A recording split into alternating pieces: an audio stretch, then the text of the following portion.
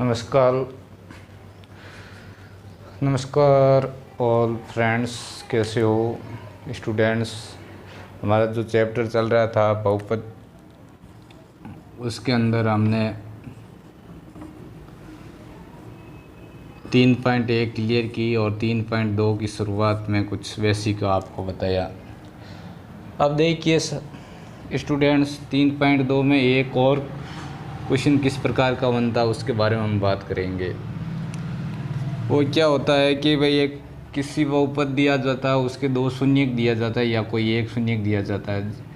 अब कितने घात का बहुपद है उस घात पर वो शून्यक हम निकालते हैं, लेकिन दो शून्यक हमको, जैसे चार घात का एक बहुपद है, चार घात के बहुपद में हमको दो शून्यक दिए हुए होते हैं, तो दो शून्यक और कैसे निकालते हैं उसके बारे में क्वेश्चन आता है।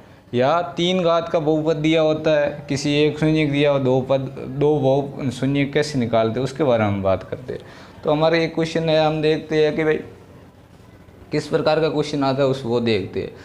यह कि बहुपद एक फंक्शन है, क्या फंक्शन है कि x की घात 4, यानी 4 घात का स्टार्ट कहाँ से हो रहा है, x की घात 4। इसका मतलब क्या है, 4 घात का बहुपद है, इसका गुणा क्या है 3, प्लस है एक्स क्यूब माइनस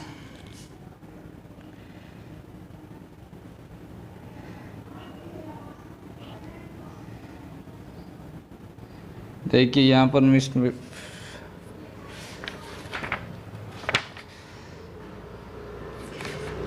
यहाँ पर ये गलत लिखा हुआ है, इसमें और 6x क्यूब लिखा हुआ है माइनस का, ये जबकि ये मिस प्रिंट है।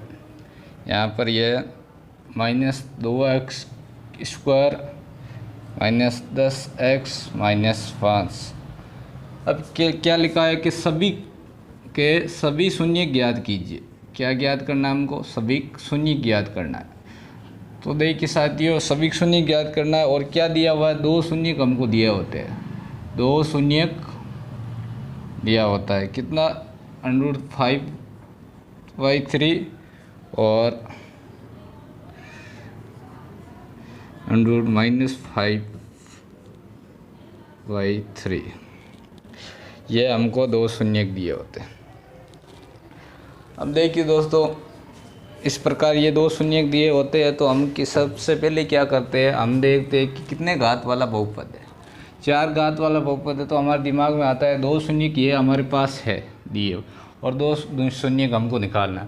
तो इस प्रकार सबसे पहले जो शून्य है उसको हम x माइनस रूप में लिखेंगे, यानी जो भी दो शून्य है उसको x माइनस ऐसे कोष्टक में लिखेंगे, x माइनस जो शून्य है वैसे वैसा लिख देंगे।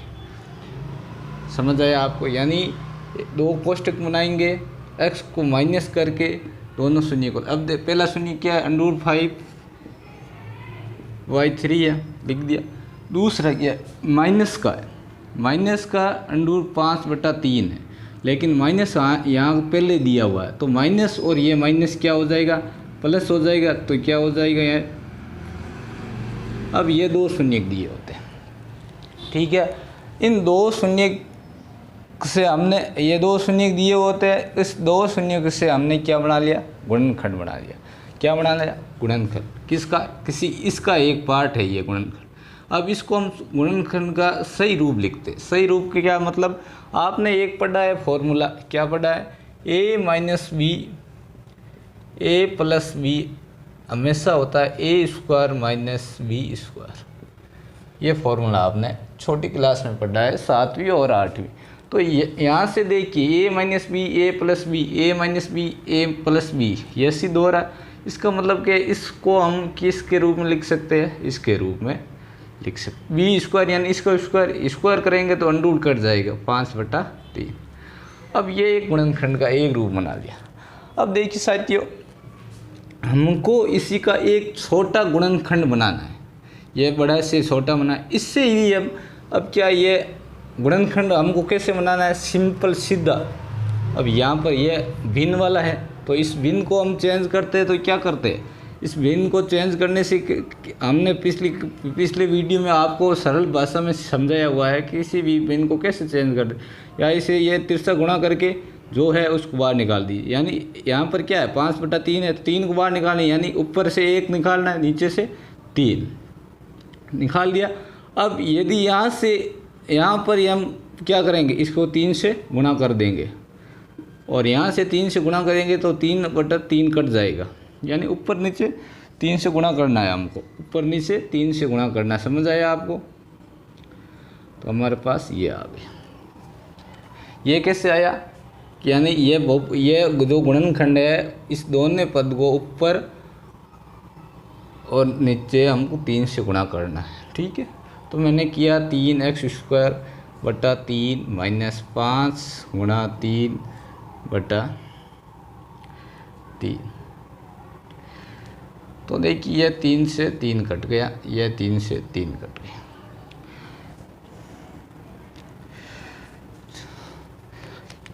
ये ऐसा आपको कुछ नहीं करना, आपको क्या करना है, बस ये ज्ञात करना है कि यहाँ पर 3 आया है भिन्न के रूप में, तो 3 को बाहर निकाल दीजिए और 3 से गुणा कर दीजिए। अब यहाँ से 3 से गुणा करेंगे 3x² आएगा, यहाँ से 3 से गुणा करेंगे हम तो 3 ये और 3 ये कट जाएगा। ये कुल मिलाकर हमारे पास ये क्या है, एक गुणनखंड आ गया। क्या आ गया हमारे पास? ये एक प्रकार का गुणनखंड आ गया। ये गुणनखंड आया। ये गुणनखंड किसका है? इसके अलावा ये एक प्रकार का गुणनखंड आया और हमको ये एक सीधा चाहिए था गुणनखंड, भिन्न के रूप नहीं चाहिए था, तो ये गुणन इसका है। तो हमने बोल दिया कि इसको इसके अंदर भाग दिया जाए तो हम शून्य निकाल सकते हैं। तो हमको आता है ये भाग देना, तो मैंने इसके अंदर जो पद है उसके अंदर हमने भाग ये सबसे पहले आपको हर में किसी में काम करना। सबसे पहले क्या करना, 2 शून्य जो भी शून्य दिए होते हैं उसको x माइनस के रूप में लिख देना। बाद में जो शून्य के बनते हैं उसको बाद में यदि कोई फॉर्मूला लगे तो फॉर्मूला लगा करके या सीधा इसका एक रूप यानी एक गुणनखंड बनाना सिंपल, ताकि इसमें भाग दे सकें इस रूप में। अब बनाया तो भाग में आपको पिछले वीडियो में बताया भाग किस प्रकार दिया जाता है। इसको और इसको मिलाते हैं। ठीक है, यहाँ पर x की घात 2 है, यहाँ पर कितनी है 4। तो यहाँ पर 4 करने के लिए क्या करते हैं हम, x² से गुणा करते हैं तो 4 हो जाएगी। कैसे? इसको गुणा करेंगे तो क्या होगी, 2 + 2 4 हो जाती। जब गुणा होते हैं चर राशि से यदि घात समान है तो जुड़ जाएगी, यानी 2 2 4 हो जाएगी। तो हमने गुणा किया तो ये आ गया। अब पद गुणा तो सभी में होता है, पहले पद से हो गया, दूसरे से करो।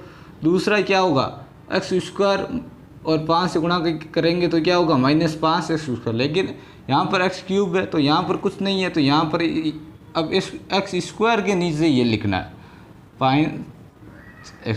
कैसे आया, यहाँ पर ये खाली कर देना, खाली छोड़ देना, क्योंकि हमारे पास x³ है ही नहीं, क्योंकि हमने x² को इससे गुणा किया, x² आया। अब देखिए जब हम माइनस करते हैं तो चिन्ह क्या बदलते हैं, तो ये प्लस का था ये माइनस का हो गया, ये माइनस का है ये तो प्लस का हो जाए, ये प्लस ये माइनस दोनों कट गए। अब यहाँ पर ये शेष क्या रहा, x³। ठीक है, और ये 5 प्लस का ये माइनस का 2, तो 5 बड़ा है, यानी 5 में से 2 गया तो 3 रहा फिर से, और बाकी वाले सेम उतार दो। अब देखिए यहाँ पर x³ है, यहाँ पर क्या है x²। तो किससे गुणा करेंगे, सिर्फ x से, तो x से गुणा किया। जब मैं x से गुणा करूँगा तो यहाँ से गुणा करूँगा तो क्या आएगा 3x³। लेकिन हमारे पास ये क्या है 6, तो हमको 6 बनाने के लिए क्या करना है, 2 से गुणा करें और 2 से गुणा करें तो 6 बन जाएगा।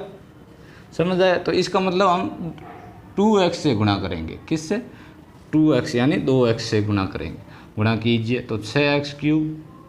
अब इसे गुणा कीजिए तो कितना आया -10x। क्या आया -10x। ये स्क्वायर वाला खाली रहेगा। ठीक है, अब यहाँ से माइनस ये प्लस ये दोनों कट गए, माइनस प्लस के ये माइनस प्लस के कट गए, फिर शेष क्या रहा 3x² - 5। यहाँ पर ये सेम है, यानी ये 1 से गुणा होगा, हम 1 से गुणा होगा, सेम है। 1 से गुणा करो तो ये सेम आएगा। जब ये सेम आएगा तो ये माइनस और ये प्लस चिन्ह होगा तो ये कट जाएगा, शेषफल क्या 0। कुल मिलाकर हमारे पास ये क्या आ गया, भागफल आ गया। और हमको भागफल चाहिए, और भागफल आता है तो हम क्या गुणन, जब हमने पिछले वीडियो में जब हमारे पास भागफल आया तो हमने कौन सा फॉर्मूला लगाया, हमने लगाया भाज्य बराबर भाजक गुणा भागफल प्लस शेषफल, ये हमने फॉर्मूला लगाया। ठीक है, अब हम देखते हैं ये क्या है, इसको गुणा करेंगे 3x² माइनस 5 गुणा किसका, इसका, और शेषफल क्या है 1। अब देखिए इसको हम जितना हो सके उतना कम रूप यानी शॉर्टकट गुणनखंड करते हैं, यानी ये तो बड़ा है, इसका गुणनखंड और क्या कर सकते हैं ताकि हमारा जो टारगेट क्या है 2 शून्य की है, यानी 4 शून्य ज्ञात करना, कितना 4, यानी इसको 4 खंडों के रूप में हम विभाजित करना, जो भी यहाँ पर आएगा 4 खंड के रूप। तो मैंने बोला कि यहाँ से मैं 2 खंड के रूप में विभाजित कर सकता हूँ। कैसे, क्योंकि हमको ये फॉर्मूला आता है, क्या आता है कि यदि ये फॉर्मूला यदि यहाँ से बन जाए तो मैं कर सकता हूँ।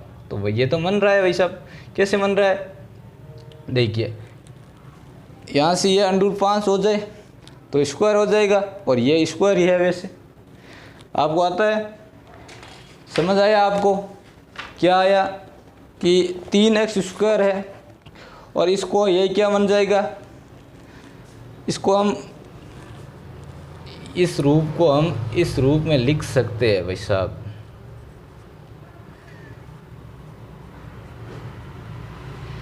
क्यों लिख सकते हैं, उसका कारण भी है, क्यों, क्योंकि हमको मालूम है कि √3 × √3 क्या होता है, 3 होता है, और हमको ये भी मालूम है कि √5 × √5 कितना होता है, 5 होता है। तो हमने नया क्या किया, हमने ये 3 को इसके रूप में लिखा है, स्क्वायर किया है, और 5 को इसके रूप में लिखा है, और तो कुछ नहीं किया।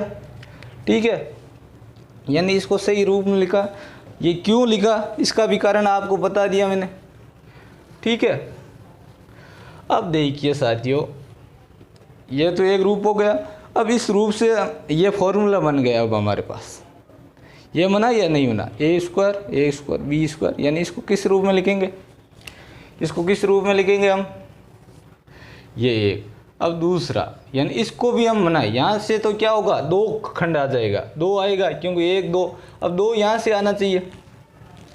तो हम देखते हैं ये किसका रूप है, ये द्विघात बहुपद है, और द्विघात बहुपद का हमने यदि इसे आपको पिछले वीडियो में बताया हुआ है कि लास्ट और फर्स्ट से गुणा करके बीच वाली संख्या आना चाहिए, ऐसा कुछ बताया, और उसका हम इसका रूप आपको समझाया हुआ भी है।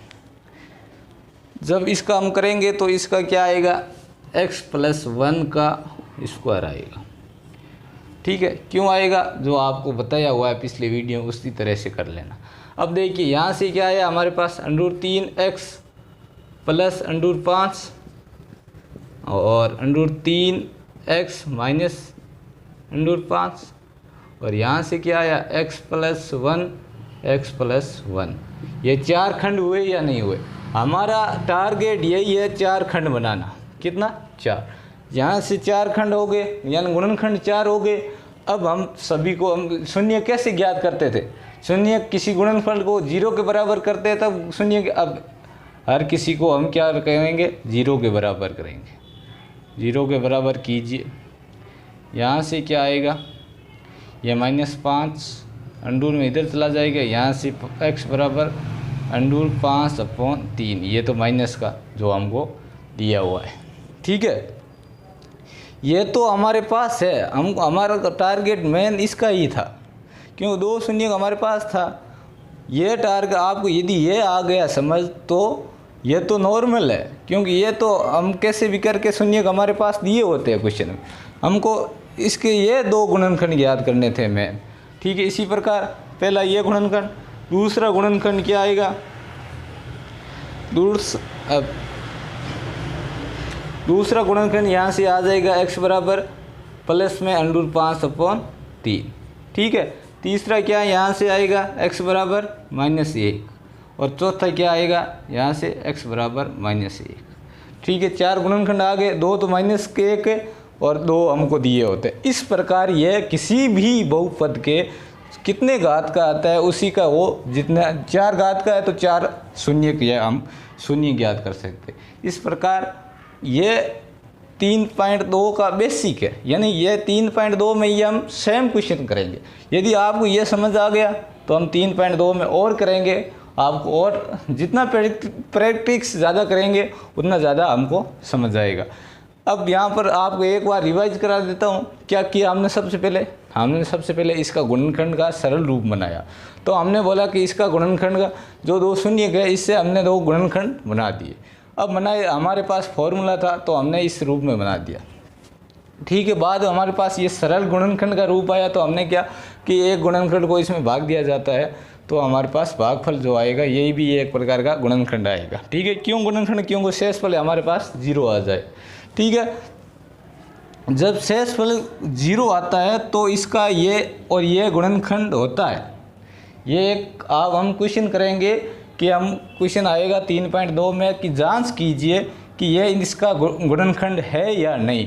जांच कैसे करेंगे? यदि हमारे पास शेषफल 0 आ जाए तो हम जांच करेंगे यह इसका एक प्रकार का गुणनखंड है, और यह इसी प्रकार एक प्रकार का गुणनखंड था तब 0 आया। यह एक जांच का विषय है, ठीक है। बाद में हमने क्या किया, इसको गुणा करके इस फॉर्मूले से अब निकाल दिया। जो हमारे पास 2 तो हम सबसे पहले हमारे पास थे 2 निकालने थे, x बराबर -1 इस प्रकार हम नेक्स्ट वीडियो की बात करेंगे जो 3.2 की एक्सरसाइज होगी।